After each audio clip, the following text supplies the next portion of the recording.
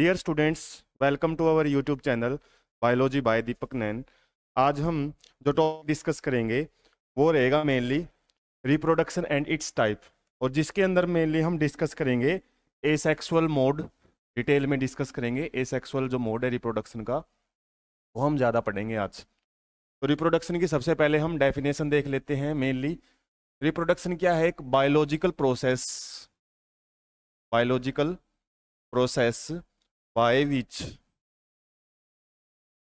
an organism produce its offspring।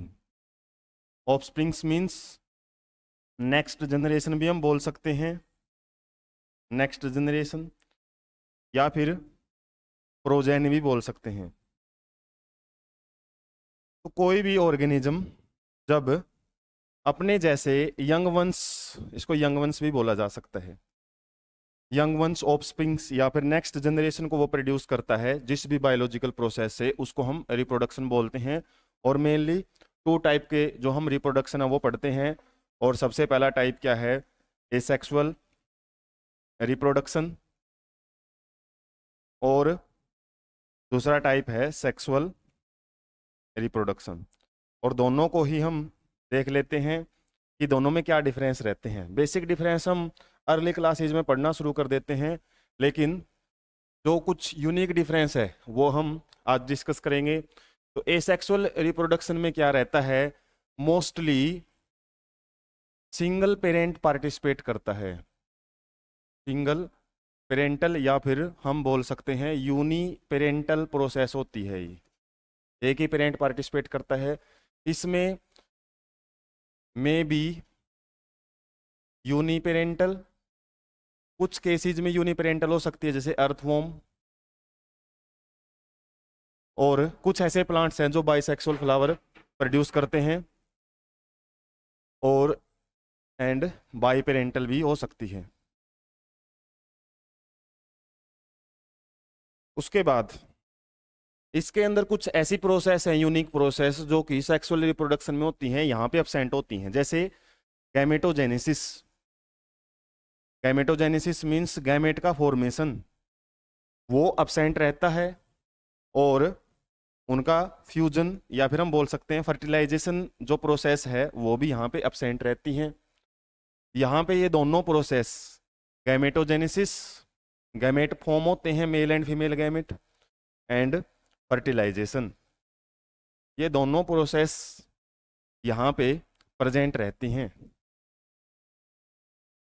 और higher classes में यही डेफिनेशन आपकी ज़्यादा पूछी जाती है कि गैमेटोजेनेसिस और फर्टिलाइजेशन कहाँ पे प्रेजेंट है। यही इसको मेनली डिफाइन करते हैं सेक्सुअल और एसेक्सुअल मोड को, क्योंकि पेरेंटल का होना, यूनिपेरेंटल हमने देख लिया दोनों कंडीशन में हो सकता है। ज़्यादातर केसेज में बाई पेरेंटल हमको कहाँ पे देखने को मिलता है? सेक्सुअल रिप्रोडक्शन के अंदर। और यदि हम बात करें वेरिएशंस, यहाँ पे अब्सेंट होती हैं, कोई वेरिएशंस नहीं मिलेंगी ऑफस्प्रिंग्स में। ऑफस्प्रिंग्स बिल्कुल क्या बनते हैं? क्लोन बनते हैं, आइडेंटिकल कॉपी बनती हैं। यहाँ पे वेरिएशंस आती हैं, और वेरिएशंस किस में रोल प्ले करती हैं? अपडेशन में। और वो अपडेशन कहाँ पे इंपॉर्टेंट रहता है? इवोल्यूशन में। इवोल्यूशन के लिए बड़ी इंपॉर्टेंट प्रोसेस होती है सेक्सुअल मोड ऑफ रिप्रोडक्शन। इसके अलावा यदि हम बात करें, यहाँ पे क्लोन्स प्रोड्यूस होते हैं। क्लोन्स मीन्स आइडेंटिकल कॉपीज बनती हैं, लेकिन यहाँ पे क्लोन्स प्रोड्यूस नहीं होंगे, वेरिएशंस मिलेंगी ऑर्गेनिजम्स के अंदर, ऑफस्प्रिंग्स के अंदर, तो क्लोन्स यहाँ पे अब्सेंट रहते हैं। यदि हम एडवांसमेंट की बात करें तो ये एक एडवांस मोड ऑफ रिप्रोडक्शन होता है,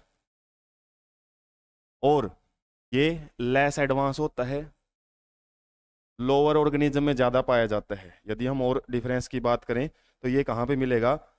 लोअर ऑर्गेनिजम्स। लोअर ऑर्गेनिजम्स में आपके प्लांट्स और एनिमल्स मिल सकते हैं। और ये जो मोड ऑफ रिप्रोडक्शन है ये आपका हायर या फिर एडवांस ऑर्गेनिजम्स में मिलता है, जो कॉम्प्लेक्स ऑर्गेनिज्म होते हैं। ये सिंपल ऑर्गेनिज्म होते हैं, यहाँ पे हम बोल सकते हैं सिंपल ऑर्गेनिज्म है, सिंपल मोड है, और ये एडवांस मोड है। और यदि हम डिफरेंस की बात करें, यहाँ पे आपको माइटोसिस टाइप का सेल डिवीजन मिलता है, और यहाँ पे जब गैमेट बनते हैं तो वहाँ पे आपको मियोसिस टाइप का जो सेल डिवीजन है वो मिलेगा। मियोसिस से ही गैमेट बनते हैं, गैमेट जब फ्यूज करते हैं तो फर्टिलाइजेशन होती है।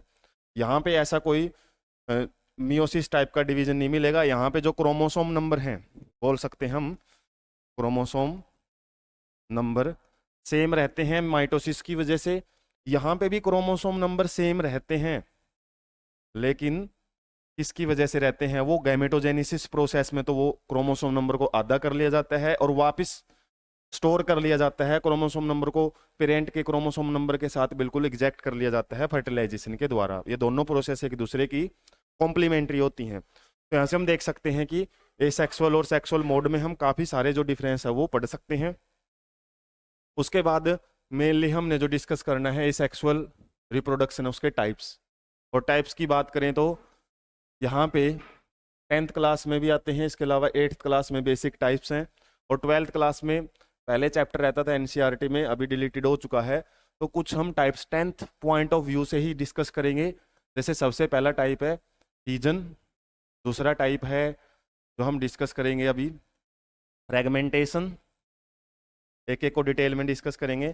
थर्ड टाइप है बडिंग, आगे पीछे हो सकते हैं डिस्कस करते टाइम, और है रीजनरेशन, रीजनरेशन। और पांचवा टाइप है वेजिटेटिव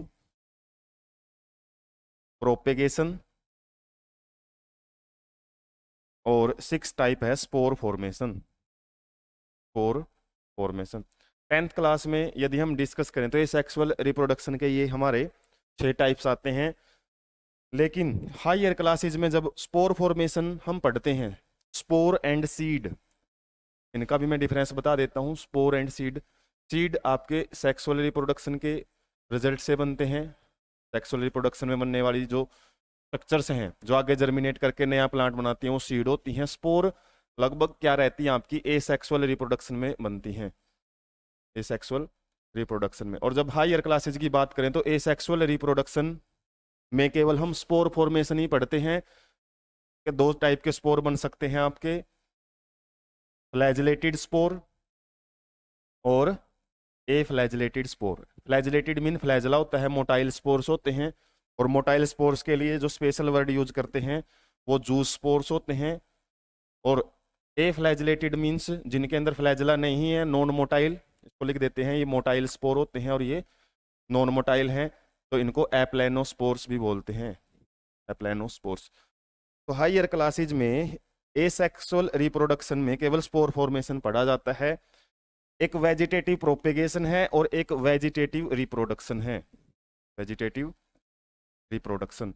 ये प्रोपेगेशन जो स्ट्रक्चर है ये हम प्लांट्स में पढ़ते हैं मेनली, प्लांट्स के अंदर। जबकि वेजिटेटिव रिप्रोडक्शन को जब हम हायर क्लासेज में पढ़ते हैं तो वहां पे रिप्रोडक्शन आपको 3 टाइप्स में मिलता है। एसेक्सुअल तो मिलता है ही, एसेक्सुअल में बता दिया, स्पोर फॉर्मेशन ही पढ़ा जाता है। एक वेजिटेटिव रिप्रोडक्शन भी रहता है जिसके अंदर सीजन, फ्रेगमेंटेशन, बडिंग, रीजनरेशन, ये टाइप्स आपको ज्यादातर मिलते हैं। और ज्यादा भी इनमें देखो तो आप ये फ्रेगमेंटेशन और बडिंग टाइप्स ज्यादा मिलेंगे आपको। इसके अलावा जो थर्ड टाइप है जो हमने फिलहाल डिस्कस किया था, जो सेकंड टाइप के रूप में डिस्कस किया था, वो सेक्सुअल रिप्रोडक्शन। इस प्रकार से 11th और 12th में आपको 3 टाइप मिलते हैं। वहां पे वेजिटेटिव रिप्रोडक्शन एक वर्ड आता है तो वो फ्रेगमेंटेशन, बडिंग या फीजन के लिए आता है। वेजिटेटिव का मतलब क्या होता है, ऐसी सेल जो कि रिप्रोडक्शन, सेक्सुअल रिप्रोडक्शन में पार्टिसिपेट ना कर सके, उनको हम सोमैटिक सेल बोलते हैं। तो बॉडी के किसी भी भाग से जब कोई नया ऑर्गेनिज्म बनता है तो उसको वेजिटेटिव रिप्रोडक्शन भी बोला जाता है। और वेजिटेटिव प्रोपेगेशन का जो स्पेशल कॉन्सेप्ट है वो हम प्लांट्स के अंदर ही पढ़ते हैं। तो टाइप्स को एक एक को देख लेते हैं। सबसे पहला टाइप है फीजन। फीजन क्या होता है, ये टाइप है, टाइप ऑफ एसेक्सुअल रिप्रोडक्शन, जिसके अंदर क्या होता है, in which single cell divide, fission का मतलब होता है ब्रेक डाउन या फिर डिवाइड करना किसी भी चीज का, उसको बोलते हैं फीजन। तो डिवाइड इनटू 2 और मोर डॉटर सेल्स। जब एक सेल थी हमारे पास ये हम देख लेते हैं। हमारे पास एक सेल है और जब ये क्या करेगी, इसके अंदर पहले न्यूक्लियस हैं, वो डिवाइड करेंगे, उसके बाद क्या होएगी, जो सेल्स हैं वो डिवाइड कर जाती हैं, दो सेल बन जाती हैं। तो इस प्रोसेस को सिंपली, जब एक सेल दो सेल में डिवाइड कर जाती है, एक प्रकार के सेल डिवीजन को ही यहाँ पे रिप्रोडक्शन का नाम दे दिया गया है बस। नॉर्मली हमारी बॉडी में भी सेल डिवाइड करती रहती हैं, लेकिन लोअर ऑर्गेनिज्म की बात करें, खासकर कहाँ पे मिलता है ये, एग्जाम्पल की बात करें तो अमीबा के अंदर, पैरामीशियम, यूग्लिना, इसके अलावा लेसमेनिया, जो 10th क्लास में भी हमको एग्जाम्पल मिलता है, लेसमेनिया। इस टाइप के ऑर्गेनिजम्स में जो ये फिजन है ये दिखाई देता है। फिजन जैसा ही एक मिलता जुलता वर्ड है जिसको हम क्या बोलते हैं, फ्यूजन। एक फ्यूजन भी होता है, फिजन और फ्यूजन दोनों टर्म्स लगभग लगती एक जैसी है, इनके जो प्रोनाउंसिएशन है वो भी लगभग एक जैसे हैं, लेकिन इनके मीनिंग है वो एक दूसरे के जस्ट अपोजिट हैं। फिजन में जहाँ पे ब्रेक डाउन होता है, यहाँ पे क्या रहता है, यहाँ पे मिलना, दो जब गैमेट मिलते हैं, फ्यूजन ऑफ गैमेट्स, गैमेट्स के मिलना को हम जब फर्टिलाइजेशन पढ़ते हैं तो फर्टिलाइजेशन में फ्यूजन वर्ड पढ़ा जाता है और फिजन एसेक्सुअल रिप्रोडक्शन में पढ़ते हैं। तो इन ऑर्गेनिजम्स के अंदर फिजन पढ़ने को मिलता है और फिजन दो टाइप से रहता है आपका। यदि एक सेल, जैसे ये बताया आपको, एक सेल केवल दो सेल में डिवाइड हुई है तो इसको हम बाइनरी फिजन बोलते हैं। बाइनरी मीन्स टू सेल के अंदर डिवाइड होना। और यदि दो से ज्यादा सेल में डिवाइड होता है, जैसे हमने पढ़ा था मोर डाटर सेल्स या more than two daughter cells, उस केस में हम क्या बोलेंगे उसको, मल्टीपल फिजन। मल्टीपल फिजन किसके अंदर दिखाई देता है, यदि हम इसका एग्जांपल पढ़े, हम कुछ अनफेवरेबल कंडीशन के अंदर अमीबा है वो भी मल्टीपल फिजन शो करता है। इसके अलावा प्लाज्मोडियम, प्लाज्मोडियम क्या रहता है, मलेरियल पैरासाइट, मलेरिया जिसकी वजह से फैलता है, मॉस्किटो जिसको ट्रांसफर करता है एक डिजीज्ड पर्सन से एक हेल्थी पर्सन में, उसको हम प्लाज्मोडियम बोलते हैं। और प्लाज्मोडियम के अंदर मल्टीपल फिजन पाया जाता है। उसके बाद सेकंड टाइप देख लेते हैं, फ्रेगमेंटेशन। और फ्रेगमेंटेशन किससे बना है, फ्रेगमेंट्स से। फ्रेगमेंट्स क्या होते हैं, स्मॉल पीसीज, स्मॉल पीसीज। तो यदि आपको टर्मिनोलॉजी समझ में आ जाती है तो आप उसकी डेफिनेशन भी लिख सकते हो। तो क्या रहेगी, a type of asexual reproduction in which an organism breaks down into small fragments, छोटे छोटे टुकड़ों में टूट जाता है, और and each fragment can produce complete organism. पूरा ऑर्गेनिज्म हर एक फ्रेगमेंट से बन सकता है। जैसे कोई भी ऑर्गेनिज्म था, जैसे स्पाइरोगायरा नाम की जो एल्गी है, उनके अंदर फ्रेगमेंटेशन पाया जाता है। स्पाइरोगायरा क्यों बोलते हैं, क्योंकि इसके अंदर जो पैटर्न बना होता है वो स्प्रिंग जैसा होता है। और जब ये एल्गा ब्रेक हो जाता है छोटे छोटे टुकड़ों में, जैसे यहाँ पे इसके हमने बारीक बारीक टुकड़े कर लिए हैं, और उनसे क्या होएगा, हर एक फ्रेगमेंट है वो क्या कर लेता है, पूरा एक ऑर्गेनिज्म है वो बना सकता है। पूरा ऑर्गेनिज्म, जैसे यहाँ पे इसने कंप्लीट ऑर्गेनिज्म है वो बना लिए। तो जब कोई भी ऑर्गेनिज्म इस टाइप का मोड रिप्रोडक्शन का शो करता है तो उसको हम फ्रेगमेंटेशन बोलते हैं। और फ्रेगमेंटेशन किसके अंदर मिलता है, स्पाइरोगायरा। 10th क्लास में कुछ बेसिक्स एग्जाम्पल दिए हुए हैं जो आपको एमसीक्यू में पूछ लिए जाते हैं कि इस ऑर्गेनिज्म में किस टाइप का रिप्रोडक्शन है वो मिलता है। उसके बाद रीजनरेशन। रीजनरेशन ये थर्ड टाइप रहेगा। रीजनरेशन क्या रहता है, इसमें भी आपका जो ऑर्गेनिज्म है, ऑर्गेनिज्म को जब हम कट करते हैं या फिर ब्रेक होता है स्मॉल पीसीज में, तो वो पीसीज वो क्या कर लेते हैं, रिस्टोर कर लेते हैं, restore it's lost part. For example, जैसे टेल होती है, टेल ऑफ लिजार्ड, उसमें क्या रहेगा कि यदि टेल ब्रेक हो जाती है लिजार्ड की तो उसमें टेल है वो वापस रीजनरेट कर लेता है, टेल रीजनरेशन मिलता है लिजार्ड के अंदर।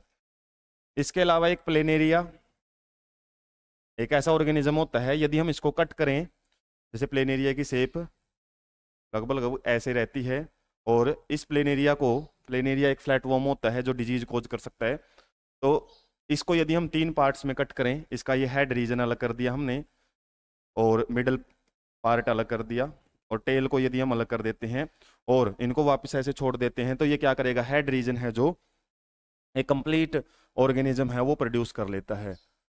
यहाँ पे हम देखेंगे थोड़े टाइम में ये पूरा कंप्लीट बना लेगा, और जो है ये है रीजन मिडिल पीस, तो ये भी क्या करेगा, एक नया ऑर्गेनिज्म है वो कंप्लीट बना लेगा। इसका हेड भी रिस्टोर हो जाता है, रिस्टोर का मतलब लॉस्ट पार्ट यदि गायब हो जाता है तो उसको दोबारा से बनाया जाता है।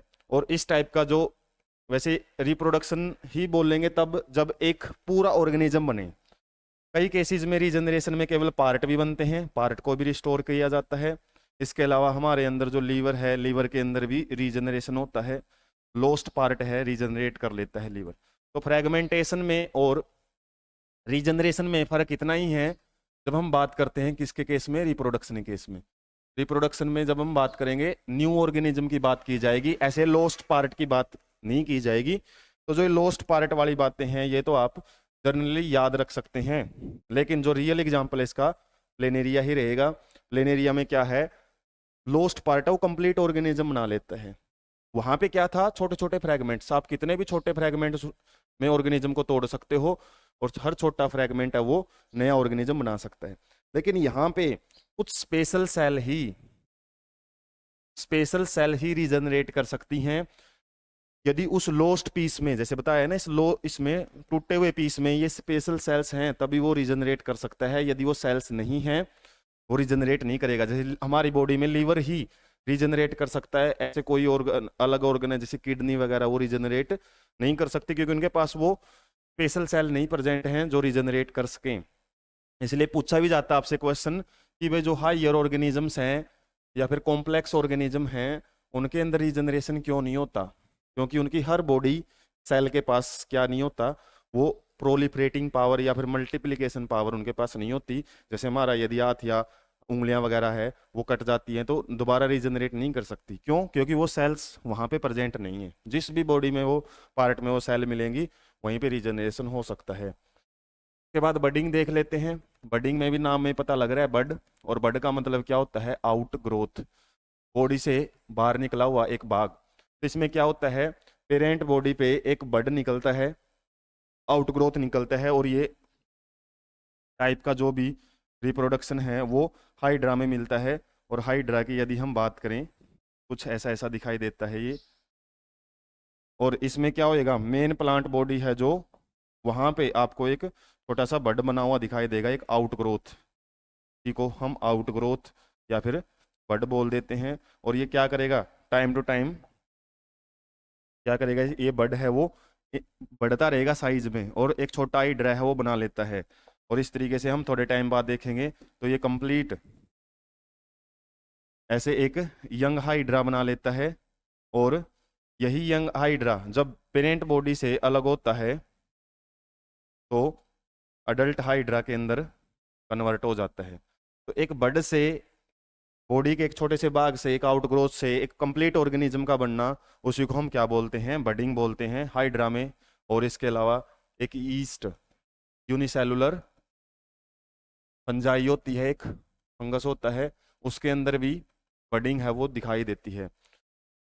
और उसके बाद देख लेते हैं नेक्स्ट टाइप, वेजिटेटिव प्रोपेगेशन। तो प्रोपेगेशन और रिप्रोडक्शन में मैंने डिफरेंस बता ही दिया है। प्रोपेगेशन का मतलब होता है एक प्रकार से ग्रोथ, और इसमें क्या होएगा, वेजिटेटिव का मतलब होता है नॉर्मल सेल।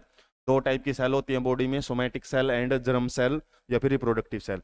जो रिप्रोडक्शन में पार्टिसिपेट करती है उनको जर्म सेल्स बोलते हैं, खासकर सेक्सुअल रिप्रोडक्शन में। और सोमैटिक सेल्स क्या होती हैं, नॉर्मल बॉडी सेल को बोला जाता है, नॉर्मल बॉडी सेल्स। और ये ज़्यादातर प्लांट्स में पाया जाता है वेजिटेटिव प्रोपेगेशन। और प्लांट्स में फ्लावर जब बनता है और फ्लावर के अंदर पोलन ग्रेन वगैरह जो बनते हैं उनके अंदर ही जर्म सेल्स मिलती हैं। लेकिन नॉर्मल बॉडी सेल्स उनकी क्या रहती हैं, जैसे लीव्स होगी, रूट्स, स्टेम, इनके अंदर आपको क्या मिलता है, नॉर्मल बॉडी सेल्स होती हैं। और यही पार्ट प्लांट के क्या कर सकते हैं, एक नया प्लांट प्रोड्यूस कर सकते हैं। तो इसमें भी हम डेफिनेशन यदि बनाएं तो क्या रहता है, asexual reproduction in which a plant can produce new plant by its vegetative parts such as stem, leaf, roots. लेकिन यहाँ पे कंडीशन क्या है, इसके वेजिटेटिव या रिप्रोडक्टिव पार्ट पार्टिसिपेट नहीं करने चाहिए, मतलब यहाँ पे सीड नहीं बनना चाहिए। सीड से यदि बन गया तो वो जाहिर सी बात है किसके अंदर आ जाएगा, सेक्सुअल रिप्रोडक्शन में आ जाएगा। यहाँ पे हम केवल बात करेंगे किसकी, वेजिटेटिव पार्ट्स की। तो लीव्स के अंदर जो वेजिटेटिव प्रोपेगेशन है किस में दिखाई देता है, एक एग्जाम्पल आता है 10th में, ब्रायोफाइलम के अंदर लीव्स क्या करती है कि नया प्लांट प्रोड्यूस कर लेती है, लीव को यदि हम जर्मिनेट करवाते हैं। और रूट्स भी ऐसे काफ़ी सारे प्लांट हैं, नए प्लांट है वो बना सकती है कुछ केसेज में। और स्टेम है, स्टेम जैसे रोज है, इसके अलावा शुगर केन है, इनके अंदर स्टेम से वेजिटेटिव प्रोपेगेशन मिलता है। वेजिटेटिव प्रोपेगेशन दो टाइप से हो सकता है, नेचुरल मोड भी है जिसमें जो प्लांट है वो अपने आप ही नया प्लांट प्रोड्यूस करे, और कई बार आर्टिफिशियल भी रहता है, आर्टिफिशियल मोड। और आर्टिफिशियल मोड ज़्यादातर हम हॉर्टिकल्चर में यूज करते हैं। हॉर्टिकल्चर मतलब जो फ्रूट वगैरह बनाए जाते हैं, फ्रूट की यदि हमको क्वालिटी इंप्रूव करनी है, वहाँ पे कुछ मेथड हैं, cutting, layering and grafting. In technique को हम यूज करते हैं कब, आर्टिफिशियल वेजिटेटिव प्रोपेगेशन में। और ये एडवांस मोड है। पूछा भी जाता है कि इसको हम क्यों यूज करते हैं यहाँ पे, क्योंकि जिस प्लांट के सीड प्रोड्यूस नहीं होते हैं उनके केस में भी हम वेजिटेटिव प्रोपेगेशन यूज कर सकते हैं। इसके अलावा क्वालिटी को इम्प्रूव किया जा सकता है फ्रूट्स की या क्रॉप की, ज़्यादातर फ्रूट्स की जो क्वालिटी है उसको भी हम इम्प्रूव कर सकते हैं वेजिटेटिव प्रोपेगेशन से। इससे हम थोड़े टाइम में बहुत ज़्यादा प्लांट्स भी प्रोड्यूस कर सकते हैं।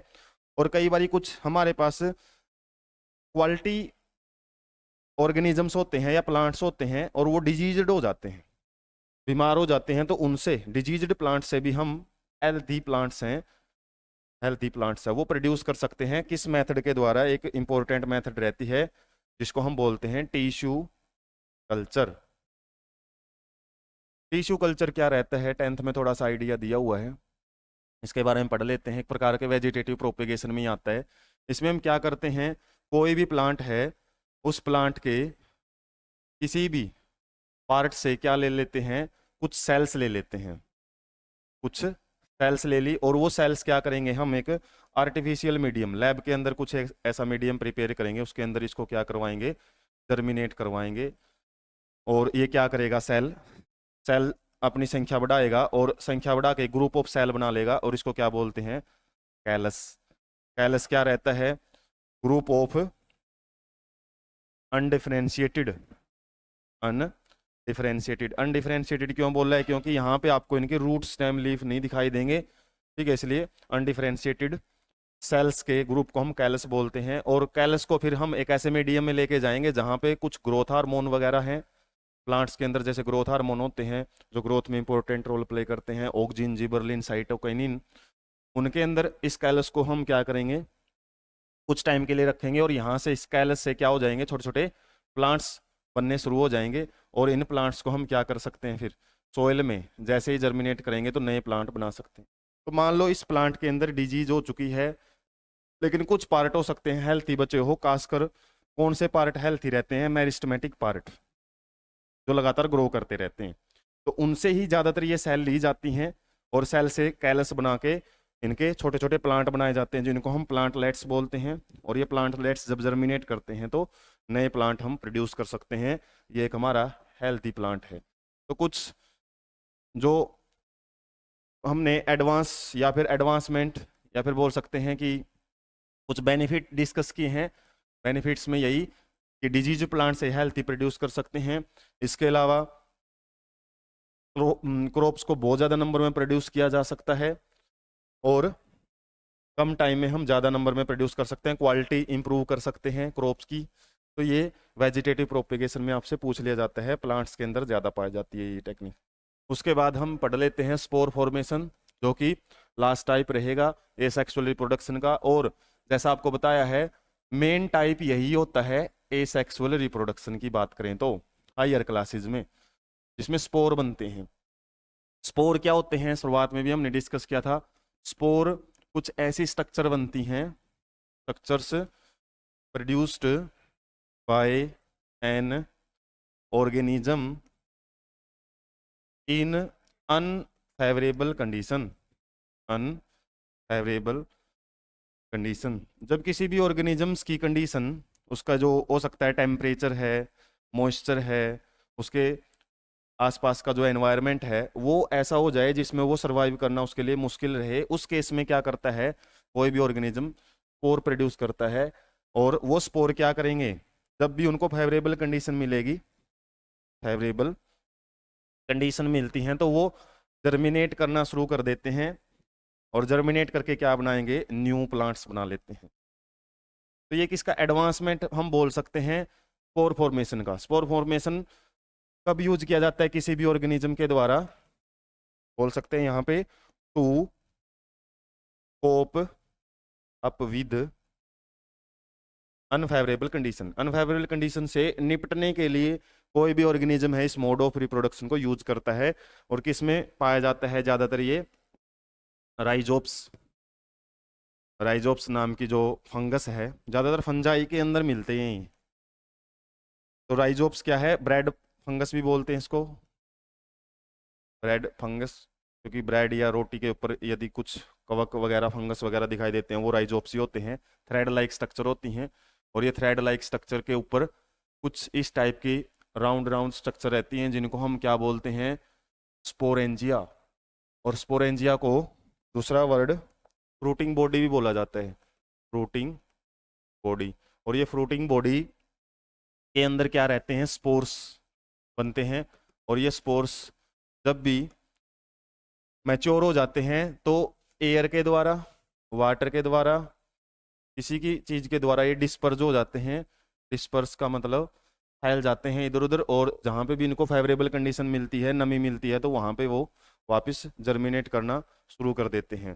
तो ये है एसेक्सुअल मोड ऑफ रिप्रोडक्शन के जितने भी टाइप 10th क्लास में दिए हुए हैं, इसके अलावा 12th क्लास में भी पहले मिलते थे, लेकिन कुछ एग्जाम्स में अभी भी इनसे रिलेटेड क्वेश्चन आ ही जाते हैं। बेसिक रहता है ये रिप्रोडक्शन का जो आपको बताया है।